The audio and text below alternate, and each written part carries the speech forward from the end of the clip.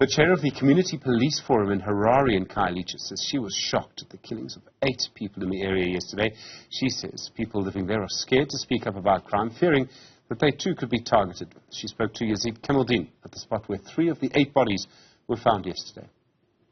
I'm standing on the spot where 3 of the 8 persons were found killed in Harare, Khayelitsha yesterday. I'm now going to be speaking to the chairperson of the Community Police Forum in the area. What's important to understand from the get-go is that 8 persons were killed in Khayelitsha. What is the community's concerns about this?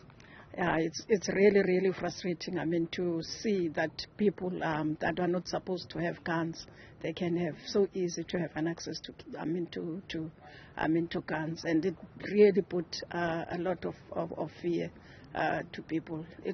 If people can be easily 8 of them to be killed, then you don't know what's going to happen next. Now, I've interviewed the ward councillor, and his office is right opposite the shack where 4 of the bodies were found. And just about a kilometer, not less than a kilometer from that shack, another body was found. What do you make of this?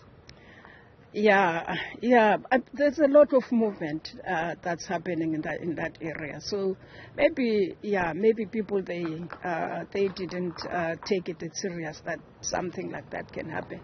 But my worry is that when I was there to hear from the community around, that the people, they know these guys, and they are always have no good in the community, and then it's worries how can really you let that thing happen. So I think that's my frustration. Maybe sometimes people don't trust to report these things, and the fear is that if you let that happen, which means anything can happen to your family, just because you ignore or you neglect something. Now, didn't the Community Police Forum have any members patrolling there? That area is a very active area in terms of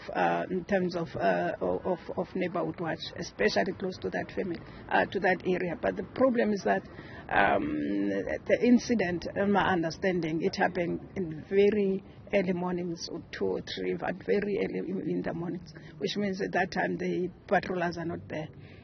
Remember, we are just eyes and ears of SAPS, so we can't really, when guns are involved, that we have to be involved. Yeah. And the South African Police Service, we are told that they're not patrolling enough in your area here in Harare. What do you say to that?